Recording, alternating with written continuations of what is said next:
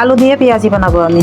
তো এর মধ্যে আলু কুচি কুচি করে কেটে নিয়েছি, কুচি কুচি করে পেঁয়াজ কেটে নিয়েছি এবং মরিচ কুচি করে নিয়েছি। এর মধ্যে স্বাদ অনুযায়ী লবণ দিয়ে দিয়েছি এবং আদা বাটা দিয়ে দিলাম। এটুকু আদা বাটা, 1.5 টেবিল চামচ আদা বাটা দিয়ে দিলাম।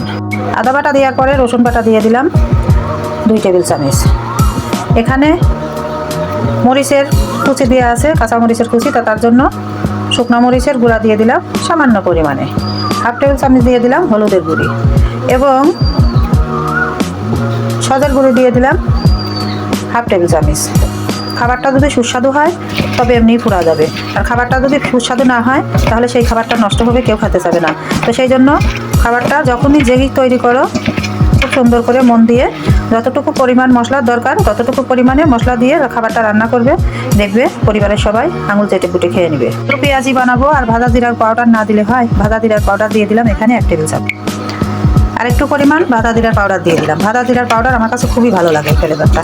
এবং এখানে আমি একটা ম্যাগি মশলা ব্যবহার করব, সাদে ম্যাজিক ম্যাগি মশলা দিয়ে দিলাম 1 প্যাকেট। 1 প্যাকেটে দিয়ে দেবো।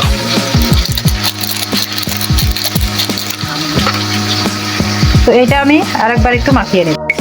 বাজারের আলু চাউলের গোড়া কেনাটাই আমি নিয়ে নিলাম। আর এদিকে বাজারের থেকে কিনে আনা বেসনটা নিয়ে নিলাম। এক হাতে তো মাখানো যায় না, আমি 2 হাতে একটু ভালো করে আলতোভাবে মাখিয়ে নেব। তার জন্য ক্যামেরাটা আমার বন্ধ করতে হবে। তো বন্ধুরা দেখো, আলু পেঁয়াজিটা বানানোর জন্য আমি এভাবে মাখিয়ে রেখেছি আধা ঘন্টা। তো এখন তো দেখো আমি আমার শেপ মতো ভেজে নেব, তোমরা তোমাদের শেপ অনুযায়ী ভেজে নেবে।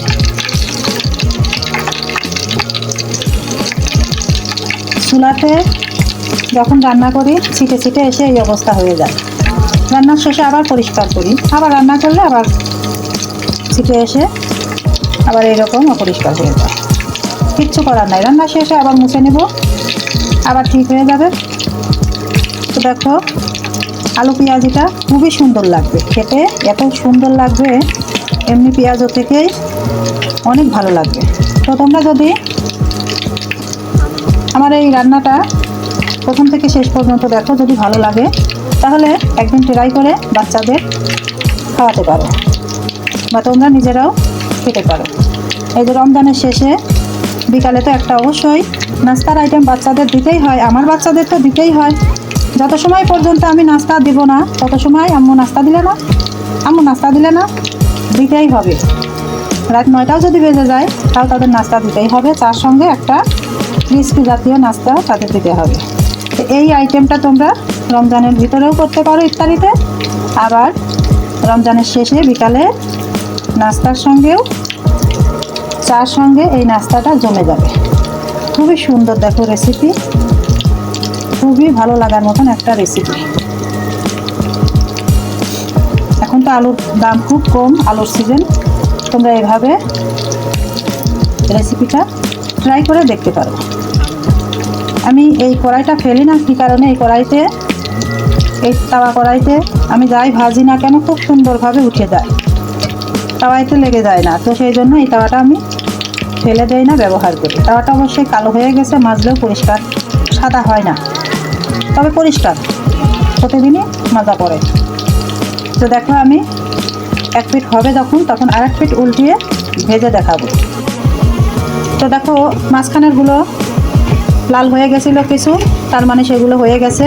আমি কিছু উঠিয়ে নিয়েছি, আর এগুলো আস্তে আস্তে ফুল ভাজা করব। যেগুলো একটু সাদা সাদা আছে সেগুলো কাঁচা আছে, এগুলো ভেজে উঠে নেব। তো এই ছাঁকনিটার সাহায্যে আমি তেল এইভাবে ঝরিয়ে নিচ্ছি। আর এই ঝুড়িটার মধ্যে দেখো আমি এখানে কাগজ বিছিয়ে নিয়েছি, তোমরা টিস্যু বিছিয়ে নিতে পারো। তো দেখো সমস্তগুলো আমি উঠিয়ে নিব।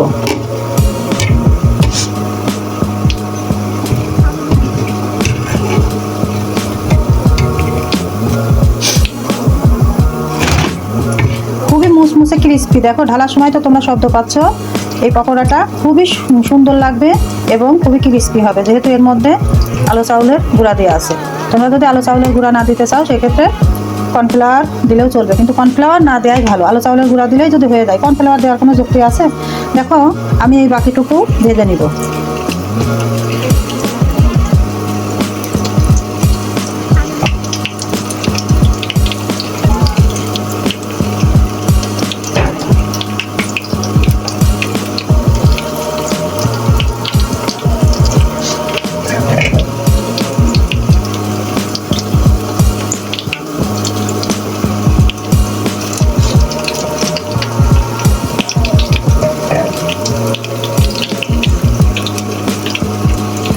বাদ বাকিটুকু আমি ভেজে নিচ্ছি।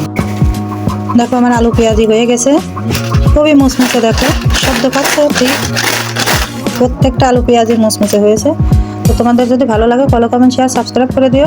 আর আমি যেভাবে বানালাম আলু পেঁয়াজিটা, এভাবে বাসায় বানিয়ে খেয়ে দেখো বাচ্চাদের সঙ্গে, বিকালে চায়ের সঙ্গে বা এই ইফতারিতে রোজার মধ্যে বানিয়ে খেয়ে দেখো, খুবই সুন্দর লাগবে। এই আলু পেঁয়াজিটা দেখো কি পরিমাণ মুচমুচে হয়েছে। এটা অনেক সময় ধরে কালকে পর্যন্ত শক্ত থাকবে। তাহলে আজকে এই পর্যন্তই, আল্লাহ হাফেজ।